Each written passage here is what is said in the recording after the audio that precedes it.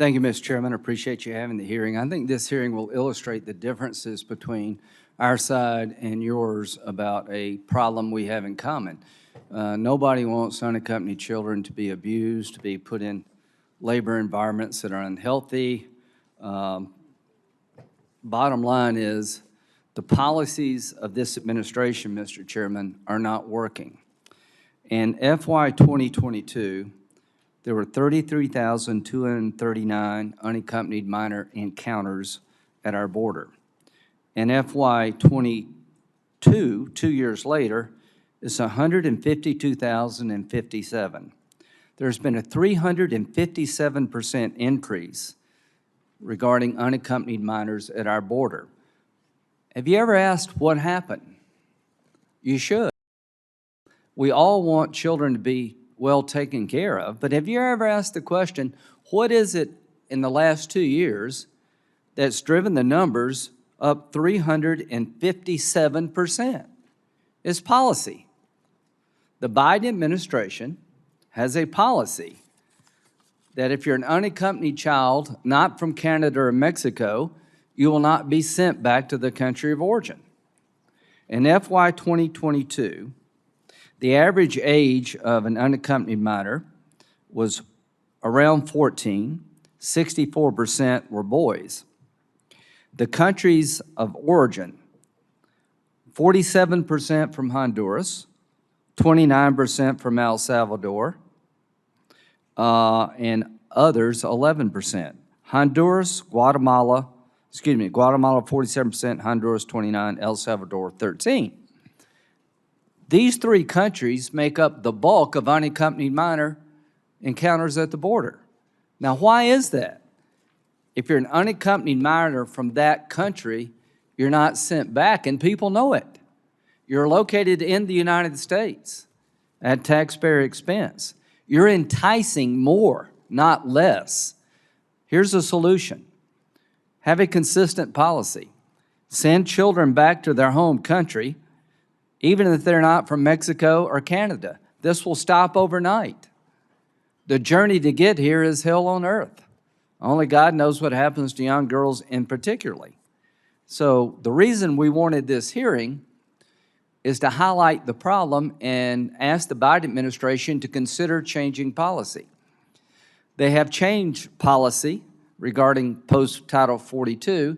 We're down to 3,500 a day, and we're celebrating that. But that's better than 10,000 a day. So, Mr. Chairman, the answer to why there's been a 357% increase in unaccompanied minors is policy. I'd love to work with you, but there's nothing we can do until you change your policy.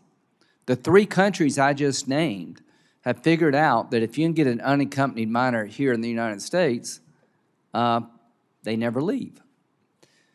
Bottom line is, the Flores decision is also incentivized the use of children. If you come as a family unit, we can't detain a child, then the family most likely is released in the United States. We've created a demand for human smugglers to get children involved in the smuggling process, because if you can get a child, whether it's a family member or not, you claim it to be a family, then the chance of you being deported has gone way down. So we have incentivized the use of children in illegal immigration, and nothing will change until we change our policy. This idea of a family unit, it's obvious to me that more and more people in the human trafficking business, smuggling, have figured out that if you can get a minor child, not an unaccompanied adult male, in the mix, the chance of the unit staying in the United States goes exponentially up.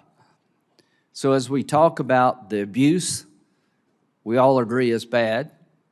We'd like it to stop. In terms of hiring children illegally, count me in and stopping that.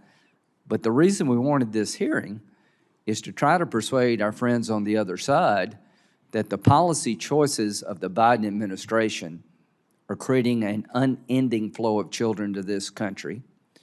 the idea of having a child in a family unit, whether they're family or not, the incentives for the smugglers to use children is through the roof.